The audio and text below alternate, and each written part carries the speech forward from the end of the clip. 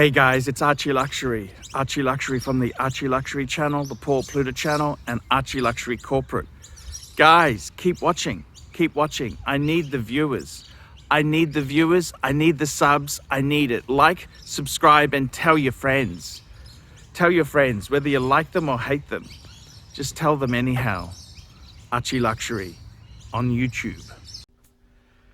Hey guys, I'm ArchieLuxury. I'm considered the pontiff when it comes to wristwatches and wristwatch advice. Today, I want to talk about why Rolex is in such short supply.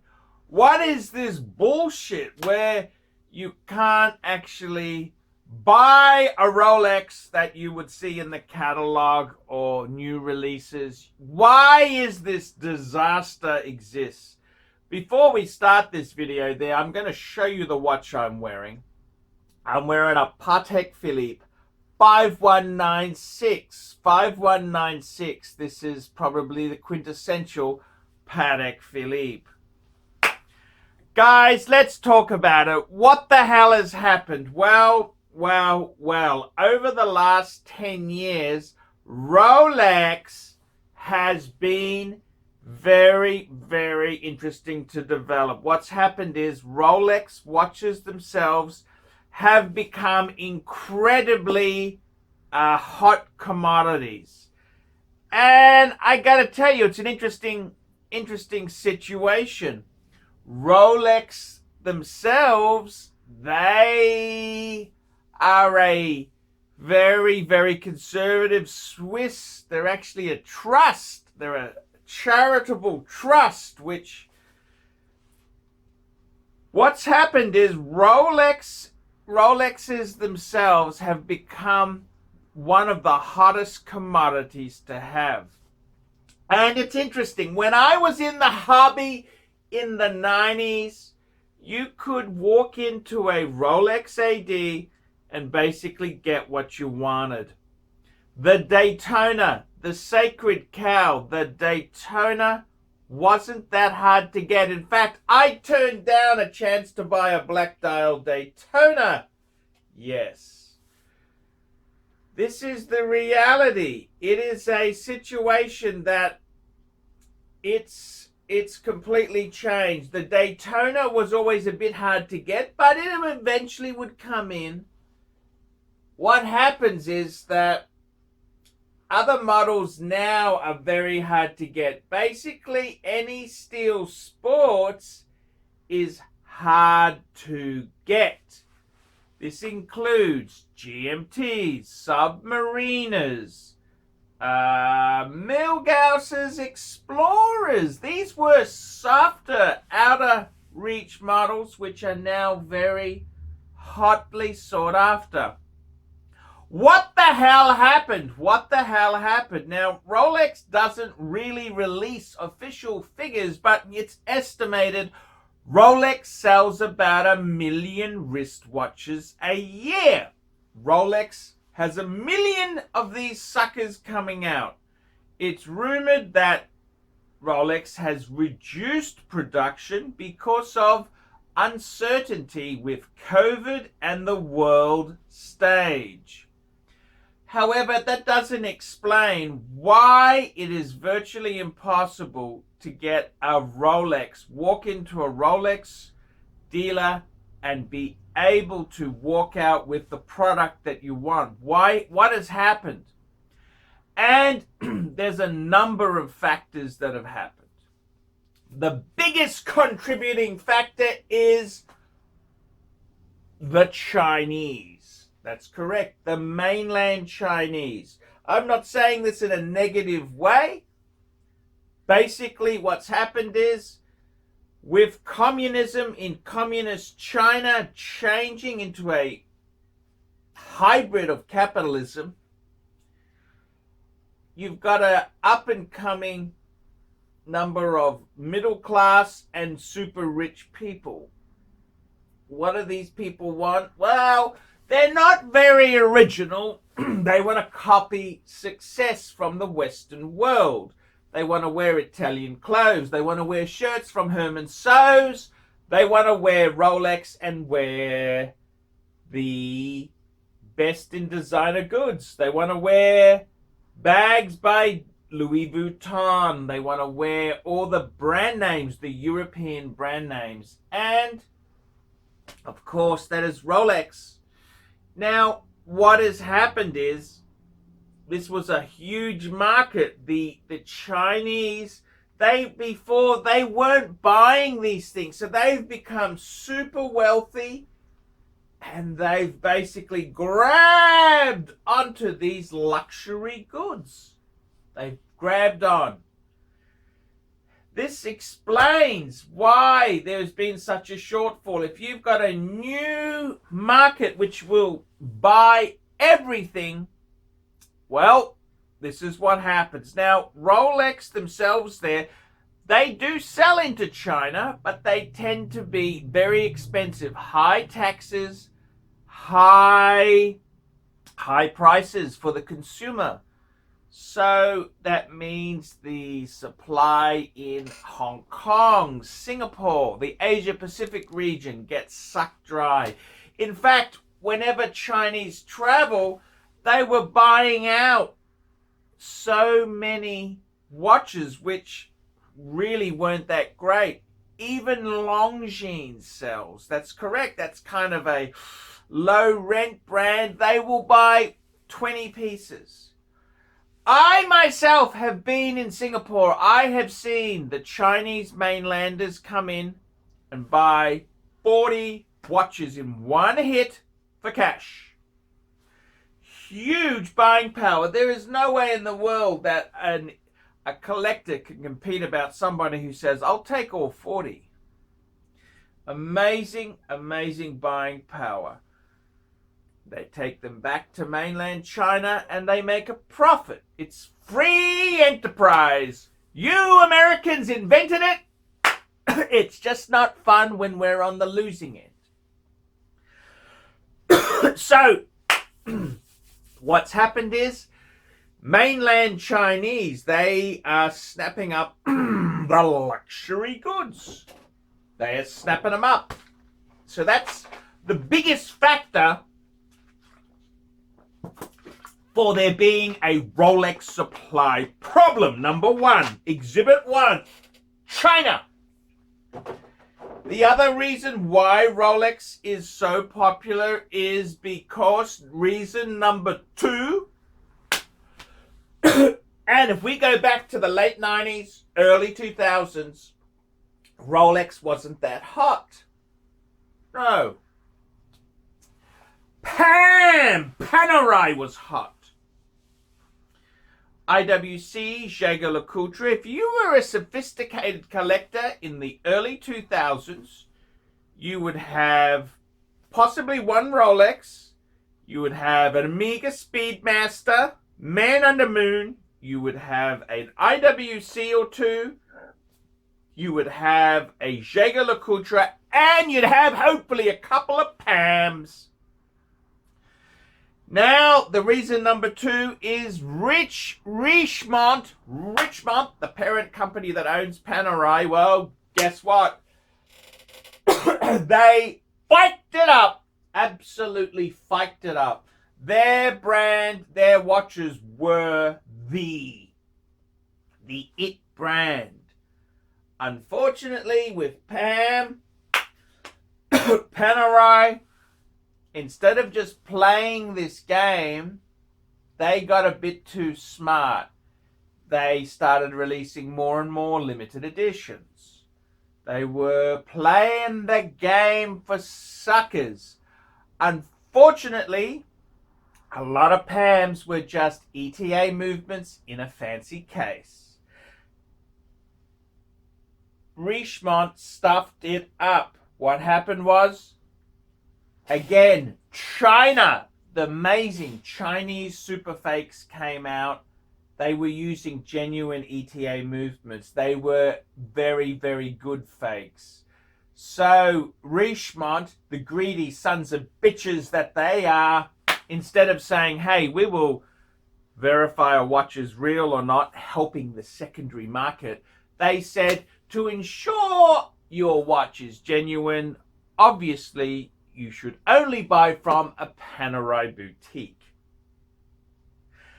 Poison to the collector world. Panerai also started cheapening their brand. They started releasing limited edition. They had one model where they had this movement which was completely unfinished, complete disaster. They also started cheapening the brand by having, instead of being a diver, certain waterproofing. They said we'll make it 25 to 30 meters waterproof. Completely went against the DNA. They fiked it up. They fiked it up like only Richemont could. The other factors, the third factor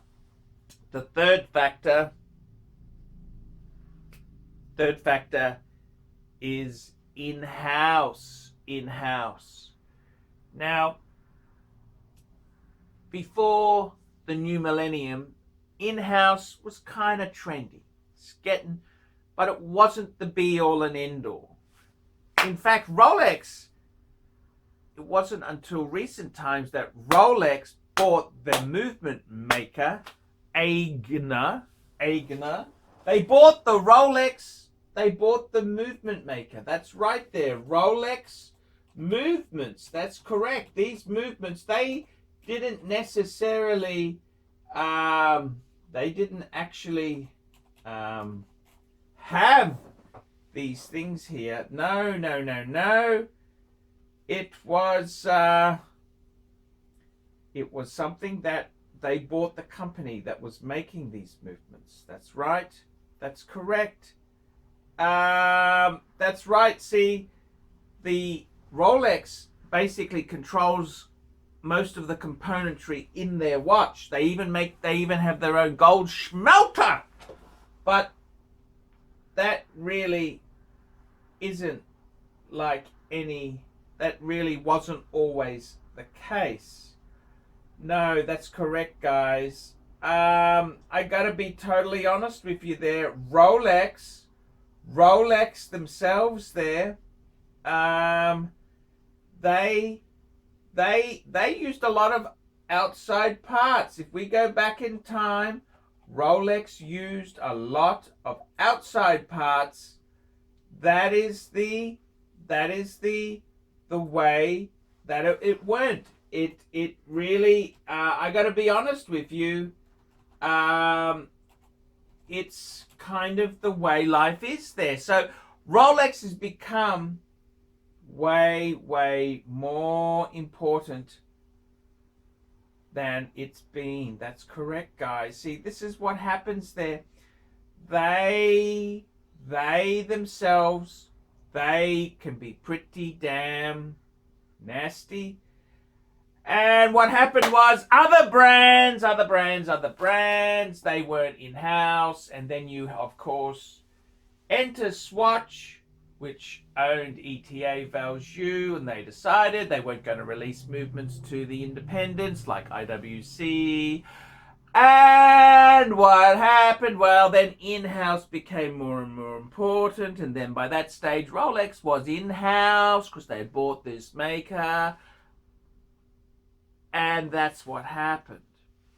So it was changing marketplaces. Even Patek, most of the very valuable Pateks, Nouvelle Lemania movements. Not every watchmaker did not make absolutely everything. They used movements. They kind of, they didn't do everything.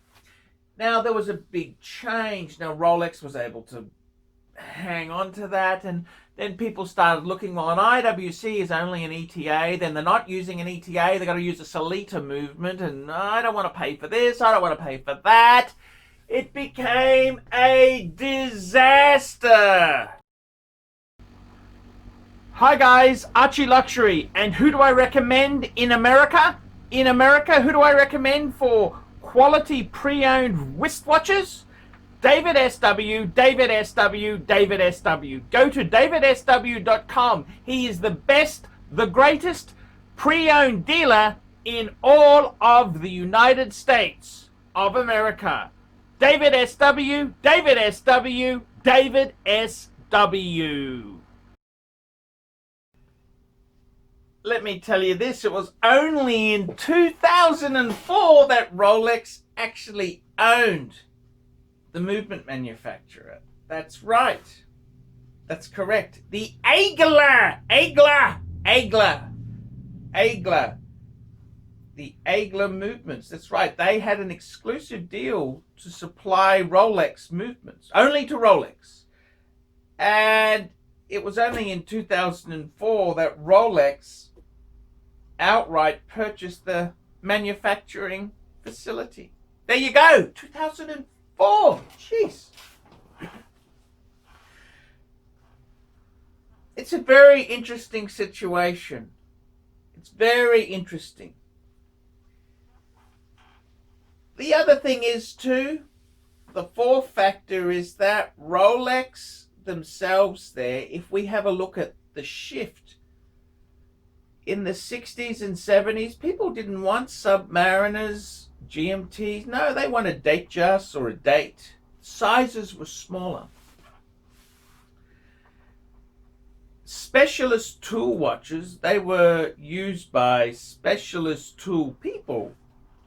Now the fashions have changed. The whole car market has changed. So you look at the car market. How many 7 Series BMWs have you seen on the road? How many 5 Series BMWs now do you see on the road? Because everyone's gone SUV. Mercedes-Benz, they all want SUVs. Even Bentley and Rolls-Royce now selling SUVs. This is kind of the same thing that's happened with watches. Suddenly, normal people are buying sports. Rolex had a good sports backbone,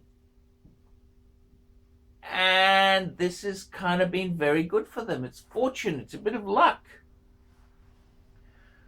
Whereas brands like Omega, their sports watch, they kind of blended into what needed to be done. So Rolex had a really good sports backbone that largely stayed the same. Just like the Omega Speedmaster, it stayed the same. So you had a situation where people want something more sporty that'll last and just be cool and hold value. Rolex. It's quite amazing. It's quite amazing. Many brands that were popular 20 years ago, Frank Muller, for example, was very strong. They still an expensive, nice watch, but softer. Omega had a huge flurry, but again, they don't seem to have grasped it like Rolex has. Sometimes it's because Rolex is very stayed in their ways. They're a charitable trust. They can't change like Omega can jump around. And that's possibly what has made Rolex so successful, is the fact that they couldn't just change things at the click of a finger. So, what is the answer then? Well, the answer is the Rolex market is largely controlled by the Chinese. Now, the Chinese market, I gotta be honest with you, they're kind of nouveau riche. They want all the cool shit.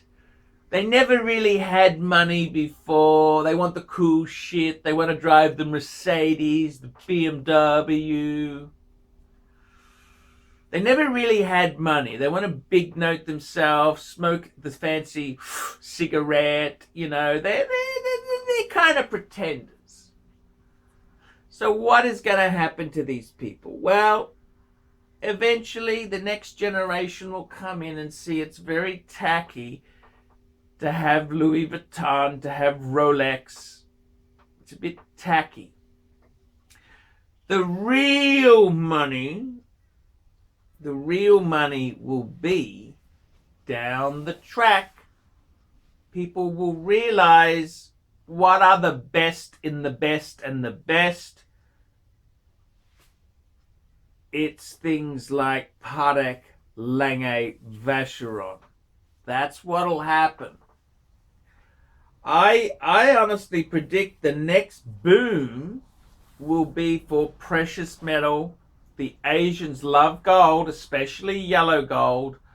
I think yellow gold, slightly smaller, not hugely small. I'm not talking 33 mils. I'm talking 37 mil, 38 mil, 39 mil. That sort of genre will become hugely wanted by the Asian consumer.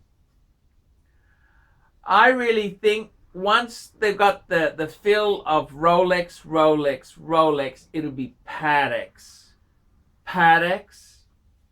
That's what'll be going. Pateks, Lange, Vacheron, they'll be sucked up and flooded in the Chinese market. That's what I think will happen. You've got so many wealthy people there. It's inevitable. Will Rolex ever go back to being like it was before? No, because there'll always be up and coming wannabe people who want Rolex. It's a very interesting situation. It's very interesting. The whole world has changed. It's not the same as we can remember. Rolex will always be hot, but believe you me, mark my words, slightly smaller yellow gold Pateks, Langes, Vacherons, they will really explode in the next 10 years, I would say. The next 10 years, that's what I would say. So, what is the answer? What is the answer, my friend? I think realistically, the days when an average middle class man could have 4 or 5 Rolexes, gone. I think if a man can have 1 Rolex, he's pretty lucky. If he can have 2, it's amazing. What I think you will start to see, collectors will be having a grail. They'll have 1 Rolex, they'll have an Omega, they'll have some other lesser brands, and that's kind of cool. That's kind of cool. So it's not the end of the world, but yeah, that's the change in it. Rolex, is it worth investing in? Is it strong? Who knows? This is all dangerous. It's all dangerous to put money into things like this here. You know, what's to say Rolexes won't go the way of pocket watches? You know, they're kind of archaic, and what's to say? Well, that is a very, very good question. What is to say indeed? But the reality is there's probably, you know, the future may be quite bright for these luxury type watches. The best advice is buy and hold. Buy and hold. Don't flip in, flip out. Buy a decent watch. Enjoy it. Don't look at the potential, investment potential. Just enjoy it and be done. Now, it's against the human frailty. We can't do that. But that is honestly what the answer is. I'm ArchieLuxury. This has been a look at this crazy situation. Tell me what you think. Like, subscribe, tell your friends, and don't be afraid to put a few comments down below. And I will see you in the next one. Hey guys, ArchieLuxury. Who do I recommend for watches in Brisbane and Sydney? Vintage Watch Co. That's correct. Vintage Watch Co. in Brisbane Arcade in Brisbane and the Strand Arcade in Sydney. Vintage Watch Co. Brisbane and Sydney. Ronnie, I've known him since the late 90s. Ronnie is a top bloke. Luke is a great guy. Vintage Watch Co. That is who I recommend in Australia. Check out Vintage Watch Co. and the guys' amazing range of watches. They also do service and repairs. Vintage Watch Co. That is where the Pontiff goes. You know, some of my Pateks came from Vintage Watch Co. That's right, guys. Vintage Watch Co.